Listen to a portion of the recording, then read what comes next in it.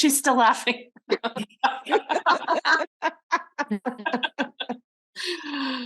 That's so funny.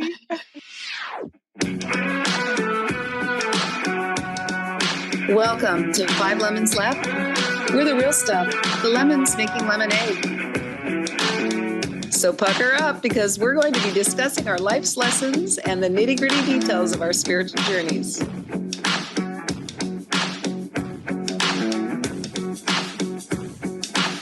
Hey y'all, I'm Amanda. And I'm Drusilla. I'm Melissa. Hello, this is Morgan. And I'm Penny. Welcome to our podcast today.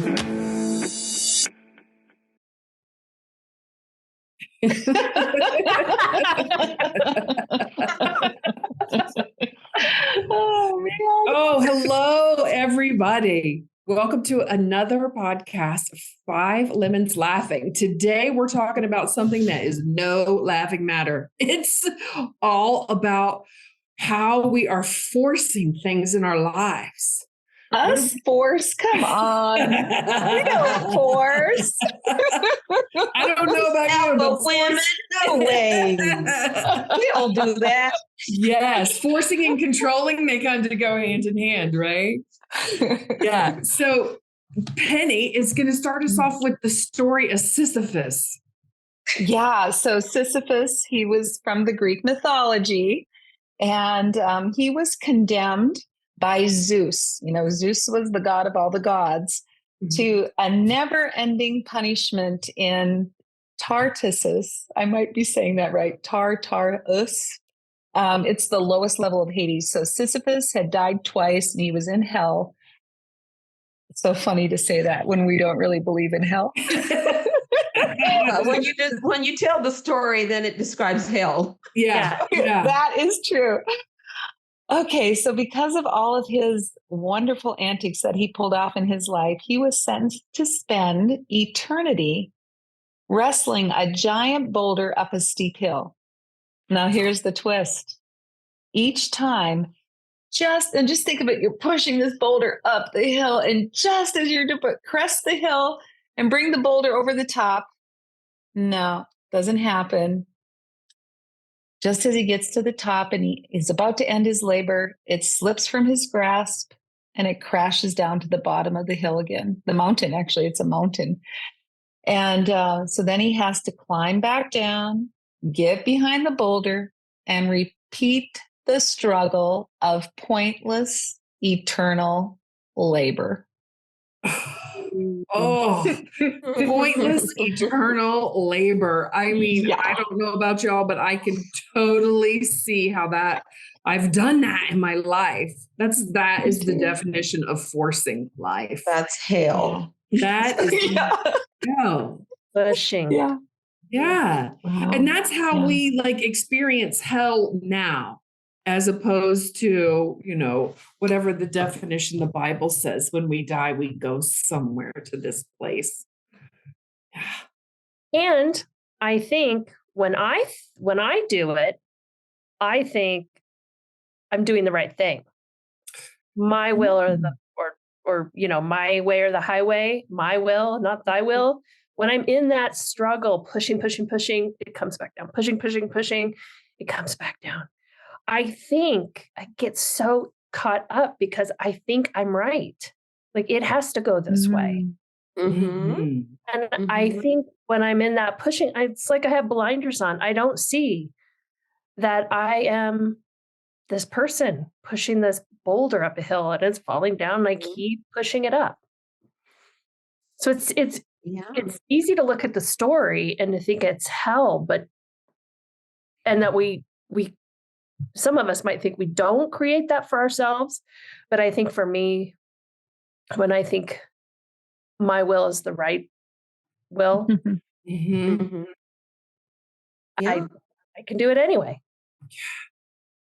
And I think that it gets, and this is just a thought that just came into my mind, and I think that it gets to be more challenging to break that type of behavior once you've kind of been given certain control and parameters and authority because you, the senior self, make decisions that you would consider to be good decisions in life. You've built a life that would be deemed as successful. So now you're thinking, well, I made it this far, right? Making all of these wonderful decisions I've made, right? And so it does become difficult to just kind of let things go and know that they are going to work out okay. And that this is the kicker right here, and that you really have nothing to do with it.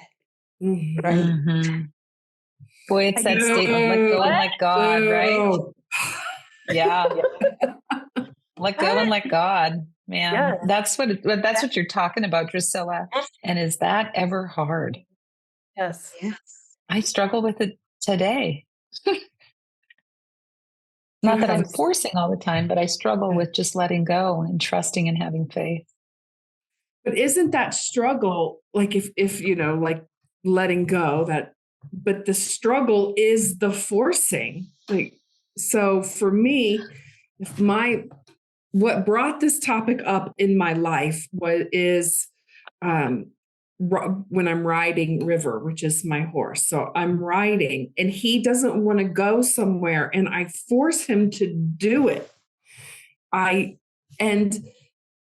But aren't you the boss, Amanda? Exactly, right? And that's my ego kicking in. Like, I'm forcing this. This is the outcome that I want. It's going to look like this. It's going to feel like this. This is exactly how it's going to be. And if in this case, River is like, I don't want to go that way because I'm safe over here. Or, like I force him to do it. And it really changes the ride because then there's tension present. Then the rest of the ride, there's tension present, or it takes a long time to relax into it again. Whereas I would like to ride in a relaxed state. I want to enjoy the ride. I want River to enjoy the ride. And that certainly mirrors other places in my life, right? If I want something done around the house I want my life to look a certain way, I'm going to push and push and push until I get it. And sometimes the process of getting it done is not very pleasant.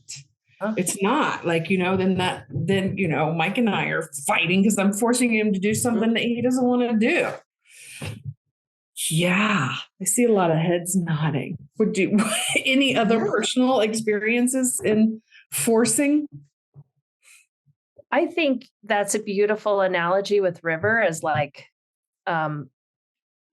nature. He's just a slice of nature that you have decided to use your will over. I mean, I know when you're training and writing, it's different, but like in this scenario, it's a great metaphor for,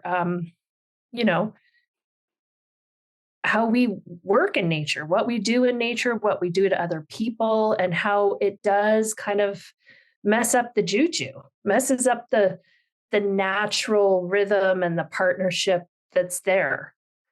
So I love that. I love that story, Amanda. Yeah. And you mentioned it's different in training and all that. And that's the thing. No, it's not, right? There's no space for that deep connection where forcing works. Because if you force something in training at the very beginning, it's going to show up later. It just is, because whatever it is hasn't been worked out. And if that doesn't sound like a marriage, I don't know what does, right? Awesome. Yeah. And the horse whisperer versus the horse breaker. yes, exactly. There's so many. Gosh, you guys, I'm just having a tough time wrapping my head around this, maybe because I am a recovering controller. But aren't there times when you're on River that you do get to lead the way? you get to be the leader and he has to be the follower. I mean, aren't there times, I mean, I'm thinking like, I'm just using River as like a child or a pet, a dog or a cat. Well, cats can never hurt them, but a dog, you know, there are certain, I just heard a dog bark, and there are certain things that we need our pets and our children to do to keep them safe. And so, I mean, and other people in our lives. Yeah. Don't we have to force them at times?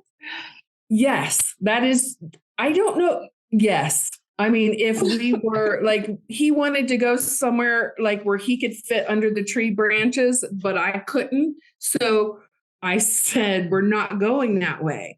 But I didn't yank his head back and sling him around, right? Okay. Mm-hmm. Right. I didn't describe it as forcing. It was more like, no, no. Guidance. I don't want to go that way. It's not safe. Let's go this way. And, and he would stand there and he's like, but I really want to go that way. And I'm like, no, go this way. Right. And just, it's more like a course correction instead of a force. That's how I would describe it. So it's more gentle. It is more gentle. So it's not really imposing it. You're right. It's tricky. Like imposing my will. There's a fine line. Someone else dig me out of this hole. I got myself in. No, but I agree with what you're saying, and I agree with what you're saying. Well, what I'm thinking, and this is just what I'm thinking, right, is that when your intentions are pure and aligned, then and you're with River, you're gonna be aligned together, and you're not even gonna run into that scenario. Yeah, I get what you're saying. Yeah. Real life So is you're real saying- life. Yeah, real life. I mean, me personally, I haven't cleared myself of my internal forcing, right? Because I still force myself to do stuff. And River feels that. Yeah. So I still force myself to do things, right? So it's a whole nother level of force. Someone right before the call was talking about that internal force. Melissa, I think that was you. Yes, it was me. and I was thinking, I think we all know when we're trying to force our will over and on to someone versus, let's not go under the branch. Let's not go under the tree where I'm going to get knocked off the horse. That just makes sense. So I think we all know that. And I think like we can feel it in our bodies. Like I feel when I just put my blinders on, put the earmuffs on so no one's telling me anything different, and I'm going to force this issue, and this is how it's going to be, and it's going to be my way. Even just saying that, I can feel my body, my throat's closing, my shoulders are up, we've all been there versus, hey, let's not go under the tree because I don't want to end up on the ground. That's different. So I think that what I've learned is that I can feel that. And I know I have gotten to the point too where I can see myself doing it. And I like, here I go. And when we were just talking, I was like, well, am I a husband breaker or a husband whisperer? Uh-oh. Curious minds want to know. I know the difference. I've been both, right? So I know it. I can see myself when I'm husband breaking versus husband whispering. And so it is forceful. It is often sometimes unkind. It is not a reciprocal thing. It's a I'm going to tell you thing. And I think what I've learned is that it's when I'm not trusting. I'm not trusting that if I don't figure out the outcome or the how to or how we're going to get through this, that I don't trust that we will get there or that the outcome. Like I've always been that other shoe's going to drop. So Mhm. I'm working on it. I'm working on knowing that there is a better ending than than what's in my head of the other shoe's going to drop. So, and that's building trust. So the more trust I can build, the less I have to force my way through life. And for me, I've done that. I did that for so many years. I got chronic fatigue. I couldn't get out of bed. I had Epstein-Barr. I would literally, I've said this before on this podcast, I would drive my kids to school and I would turn around. I'd be home back in bed by like 9. And then I dreaded 3:00 because that's when I had to go Mm. get my kids and then be on. And I was purely exhausted. I had worn myself out. And I think it was all just this like push, this force. Um, and it just didn't work for me. Made What me were you sick. trying to prove, Melissa? Well, I think I was obviously we've talked about this on quite a few episodes. My worthiness, trying to Mhm. prove my worthiness, and just I kind of I just wasn't trusting. I had no trust in the future, and I Mhm. felt like if I didn't orchestrate it, it was going to be complete shit. So um, even just talking Yeah. about that now makes my whole neck and shoulders ache. Mhm. Wow, When then we you were probably should do a short little meditation to release some of that, huh? Oh, listen, can we? I do want to do this, and I want us to talk more about what forcing feels like, right? So let's get it Okay, all let's do out that. there, like where are we feeling it, and then do it because forcing shows up differently for everyone. what about So, you, Where does it Amanda? show up for you, Amanda? Yeah. yeah, thank you for asking. Inquiring minds want to know. Yeah, I feel it kind of all over. Is this like nervous, like unsurety? Unsurety? Is that a word? A new Unsure? one. We'll take it. Okay. You guys know what I'm talking about. I feel Mhm. unsure of myself. I feel unstable. I feel tight, right? I feel tightness all over. So that's me. My response is lockdown. So that's my body going into lockdown and not knowing what to do with it. So it's like this internal shaking ish feeling. Yeah. How about you, Drusilla? Well, when you asked the question, I was thinking, I was thinking that you were asking in what aspects of our lives, but I like the way Amanda described it as a physical aspect of the body because it does show up in all ways, right? Um, I was just thinking that I've come so far with pushing the boulder up the hill that I feel like I'm coasting through life most of the time now.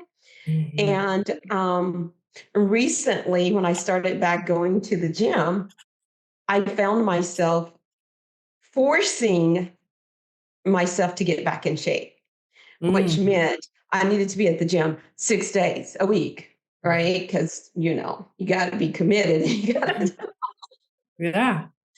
And I thought to myself, I said, oh my gosh, I've worked so hard in all these other aspects to let go of the attachment. And here I am picking this thing up, picking up this damn boulder in the Mhm. fitness arena, Yeah, right?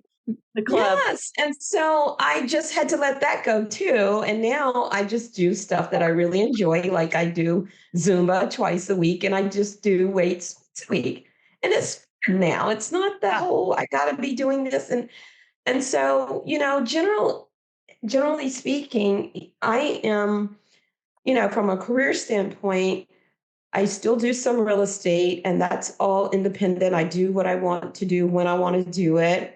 And then for my film, it's the same.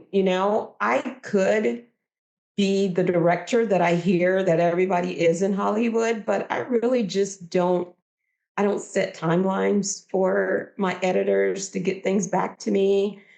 I haven't set a date for my premiere, even though it could be a month from now, because I started to feel the pressure of it, right? I Right. started to feel that people are going to be expecting me to put a date out there. And I said to myself, no, I'm not going to do that.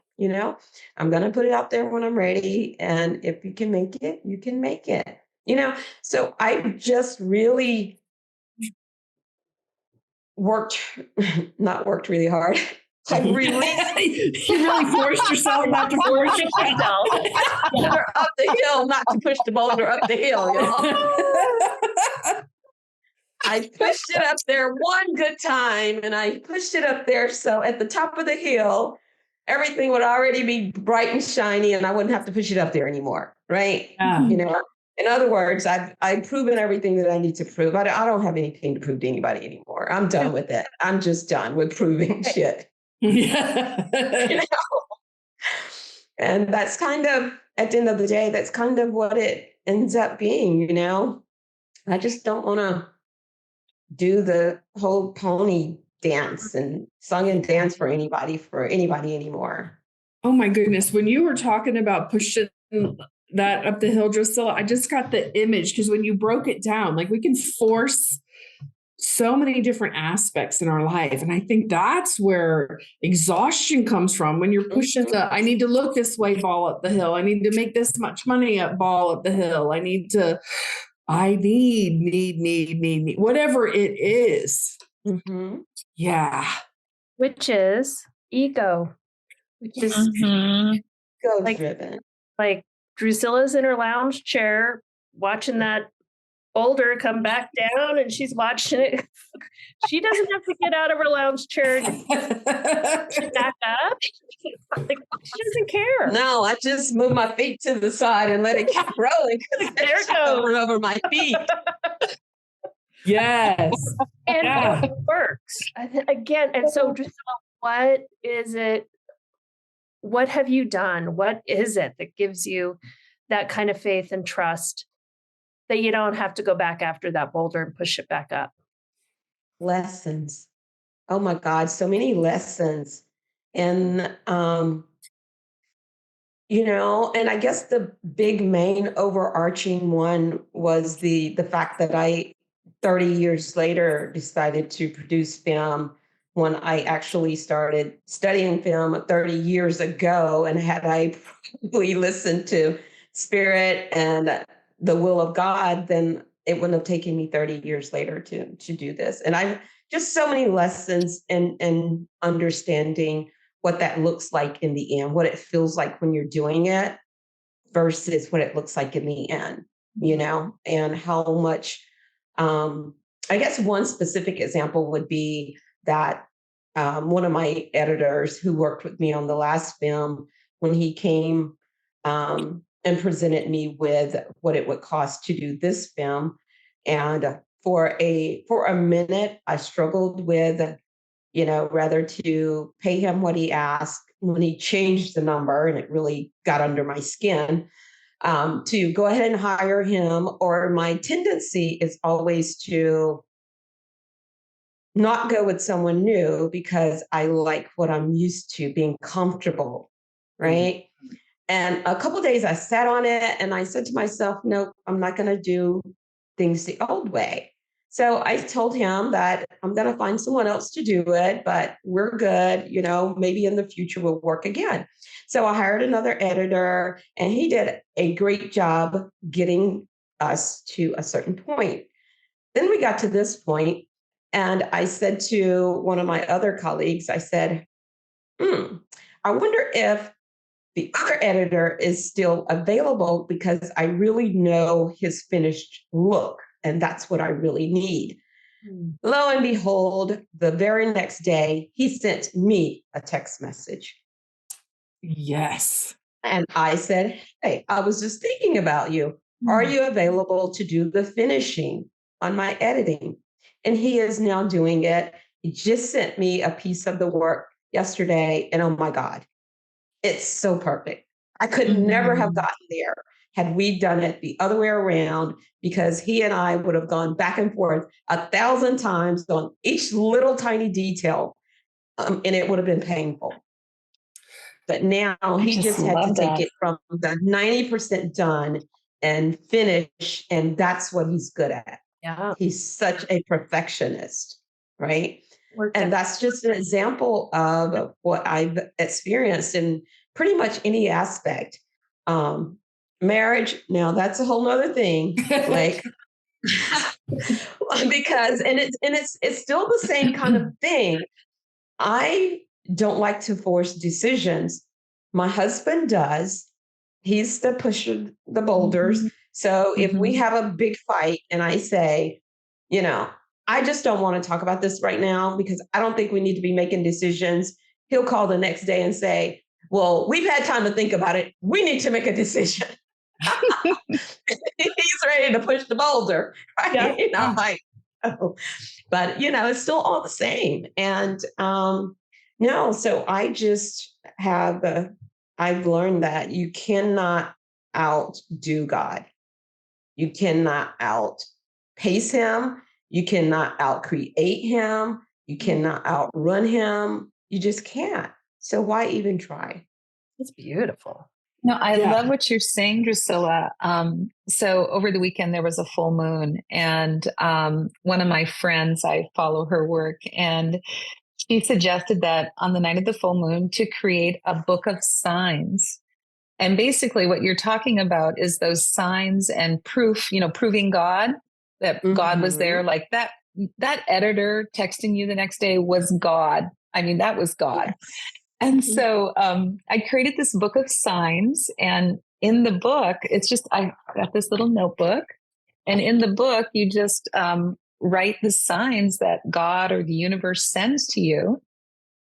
And so you can keep track of them. And so it's like, I would totally suggest that, all the listeners that, get a journal and just keep track of when God shows up in your life and when he proves himself to you. Not that he has to prove himself, but sometimes we need proof, right? I mean, I do anyway. And so I just love what you were sharing, because, who knows, when we're in those deep, dark days of our soul, we'll forget that we had this beautiful text message from the editor. And so if we can go back and look through your book and see what all the times when God showed up, it's a beautiful thing. Yes. So Penny, so what you're saying is like, one of the ways to get out of forcing is to collect evidence, right? To collect evidence of when things are going. Yeah. Because you're building trust. You're building the muscle. Mm-hmm. Yeah, one of the central teachings of A Course in Miracle, of course, is forgiveness. But there's also a strong emphasis on the idea that true change comes from within, and that forcing external circumstances or trying to control others is ultimately futile. I mean, you're not going to get anywhere. So instead, A Course in Miracles teaches us that inner peace and happiness comes from accepting the things as they are and releasing the need to control or manipulate outcomes. And so I just really love that about the Course. A lot of other, philosophies or psychologies, teach us something totally different. And I love that A Course just says, let go and let God. That's what is coming to me today. When you were saying that, Penny, like that got let go, the let go got just like, talk about a feeling that got stuck in my throat, right? Like that was like, it's like, Melissa, in pushing, in her, that got stuck in my throat a little bit. So the boulder got stuck in your throat, huh? I think so. I think so. I don't, Yeah. I would love to hear other people's, like, how do you get to a place where you can stop forcing and start allowing? Any other? Mine is acceptance. That's I say it here all the time. Acceptance is my answer to everything today. Mhm. So Mhm. instead of thinking, I mean, first it's like out in the world, like saying it, saying things and stopping yourself from correcting people, wanting them to do something different. Oh, Amanda, let go. Right. You know, like, stop correcting people. Stop wanting and telling them to do something different than what they're doing or being different from who they're being. And then I think you take that internally and you start thinking. Start to watch your thinking and you start to say, I don't need to even think that my husband needs to be different. Mhm. That's how he is. Okay. And it's always this, well, I'm going to rewind that one. It's not always a struggle. It's, Just listen to how often we put it can be struggle in there. We all Yeah. in there. a couple steps ahead, a couple steps back, a couple steps ahead. So for me, it's just training myself to really accept people, places, and things just how they are. I love Wow. that you said not correcting people. That is, Yeah, because that's a perfect example of it, not correcting people. Or how about a lot of us have learned this, like taking certain words out of your vocabulary. You should do this. Yeah. You shouldn't do that. I think you should do this. I think you shouldn't do that. Oh, That unsolicited advice. all of it. Yes. I can just hear someone in the audience thinking, I would talk about nothing, right? I could hear that. Yeah. What would I talk about? What on earth? Like, that's my whole frame of reference. But believe it or not, you establish much better relationships and ability to communicate more authentically when you're not holding in your mind how they should act, how they should talk, how they should, even Spend look. their You're money. holding it all. Yes. Mhm. And it's so hard, right? Because like here I'm on river riding up to a tree and I don't want to get knocked off, right? Here I am in a relationship and I want to go in this direction, right? It's hard stuff. It's not always easy to take the gentle path, right? But you can take little pieces. You can start with someone easy. Start with your neighbor who's across the street who they should pull their garbage cans in at a certain time. Start with that. Well, actually, Michael Singer says start with weather and traffic. Yeah. So start like, it's snowing again in Denver and it's almost April. I totally accept it. I believe that, Melissa.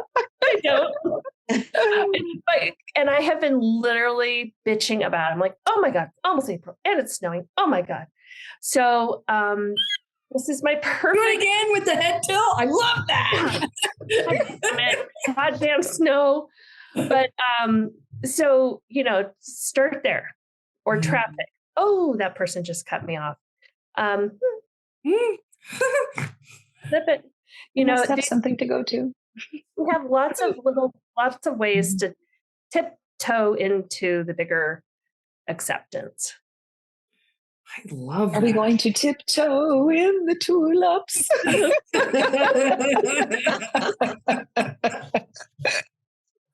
We are not going to force this to happen. Oh. Well, you know what? I'm just curious about Penny because I know with her business and having so many employees you're responsible for, it's got to be a challenge. Oh my goodness. You have too many stories to tell. Yeah. Well, I was going to share, I'm very involved in a volunteer organization, nonprofit organization that I'm part of. And I'm just going to quickly share this story. And we had a big decision about whether to keep a physical location for our bookstore. It was losing money, still loses money. And I was like, I'm a businesswoman. You cut the shit as soon as you see that it's not profitable, right? Yes, Just close the doors, find something else. I mean, they can go and order it online from the corporate headquarters. And that's what I was forcing. I was saying, you guys, I don't see that this isn't viable. It's never viable. We're not open enough hours, blah, blah, blah, blah, blah. And I had it shut down in my head. And I was kind of forcing it too. Well, it's now like 2.5 years later. We've moved to a new location. We have new renewed energy. We went through this whole long process, all these thought forced and tasks forced and meetings. And I just surrendered to it all. I said, okay, if this is the way it's going to be, this is the way. I'm just going to go along for the ride. I'll insert my information when it's needed. And it's actually much better than I ever expected. We're still not making any money, but the membership is behind us. And they're the ones that decided to keep it open. And if they want it open, then they have to participate. Not have to, but they get to participate. But it's really been interesting to watch the evolution of that, because I knew it was going to close. That was all I ever talked about. Let's close it. And now it's open and it's got renewed energy and it's vibrant and it's exciting. And yeah, so that's an example. But at work, it is exhausting. I think some days I feel like I am pushing that frickin' boulder up the hill again. Especially when so the best thing you can do in a corporation that we do is you have clear policies and procedures. And when people aren't following them, and it could be a safety concern, or it's just not, I don't know what the other word is. Boundary. Just not. Boundary. Yeah. When they cross them, then you have a meeting with them and you talk to them and you gently tell them they can't go under the tree because I'm on the horse and I'm going to get, but you just, and then if they do it again, you talk to them and write them up or whatever it is. And you let them know this is serious and it could lead to termination. And people just get to decide where they want to work and what they want to do. And they're choosing every day with their actions. And that's one of the things over the 32 years that we've had our company, is that's the biggest lesson I think I've learned, is just to be consistent in applying the policies. I mean, Drusilla, you were in HR, you know all about that. And then they decide. I'm not deciding anything. I'm just following the policies, and the writing's on the wall. And it's kind of interesting to see people that want to improve and to see people that don't give a shit. They're just here for the paycheck. And it's just what it is. I'm getting close. I'm not completely accepting of it yet, I'll be honest, because I'm an eternal optimist. And I think I'm always striving to be my very best person. And I think that everybody else should have it. Maybe I'm forcing myself on them. But I was going to say, maybe they've got it right. They're not forcing it. Yeah. Just get it to work. Yeah. Yeah. So in that story, I heard two big lessons, right? I heard Melissa's lesson of acceptance. And I heard not trying, it's the same basic thing, I guess, but I heard it two different ways. Not trying to change somebody. Even when you were telling the story, Penny, I could hear the surrender, not give up. I didn't hear the give up. I heard the surrender. This person is their own person, right? They can do it or not. God bless. You can stay, you can go. I love you, and you can stay in my life or you can leave, right? Yeah. Wow. Kind of that straightforward. Yeah. And it is all based on Michael Singer's book, The Surrender Experiment. It's a great book, by the way, if you haven't read it. That's the one you were referencing, right, Melissa? Yes. Yeah. a really great book. And before we wrap up, I think one final, we've all kind of mentioned this, but asking your higher power for help, like asking higher power to do it for you, what you can't do for yourself at the moment, and to prove himself, if it's God you believe in, or prove the divine, or prove the perfect flow, or the perfect scenario, or the highest vibration, and to partner up with a higher power that also develops your trust and faith, and also helps you in letting go and surrendering, because your higher power's got you, or can go forward in front of you, or change your mind. Sometimes there are just things that feel so like it's just that big mountain where you're trying to push the boulder up and you just can't get out from underneath it, and you need some help. Yeah. And we don't want to be in that pointless, eternal labor. Yeah. Wow. This has been pretty powerful, ladies, for me. I hope it has been for our listeners too. Yeah. And I thought we weren't going to laugh, and we did laugh a lot. Yeah. Well, yeah. Hey, there's one. Yeah. That's really all we can laugh at is ourselves, right? Our dear Morgan is at a yoga retreat this week, and so we are missing her. Morgan, love you. I trust that all is well with your students and your retreat that you're teaching this week in Florida. That's awesome. I have a few post-its from this beautiful. Ooh, yay! Drusilla said, when intentions align, then there's no need to force. Yes. Yeah, that was beautiful. And then trusting and letting go of control ultimately creates better outcomes or achieves better outcomes. Yeah, that's amazing. I have so many experiences of that in my life. And then Melissa, you said acceptance is the key. It is to inner peace and happiness. Acceptance is the key. Yeah. And then I love, asking for help and partnering up with the higher power. Yeah, those are all great ones. Yeah. So, yeah, beautiful. So does anybody have any announcements that they want our audience listeners to know about? Anything that's going on in your life that you want to share? Except that it's snowing in Denver again and it's almost April. I accept it. Yeah. On May 9th, I'll be talking at a Sundays with Spirit. Sunday, I think. Yeah. In a Sunday. JenniferHadley.com. You can find all about Sundays with Spirit. That's awesome, Amanda. Thank you. Yeah. Okay.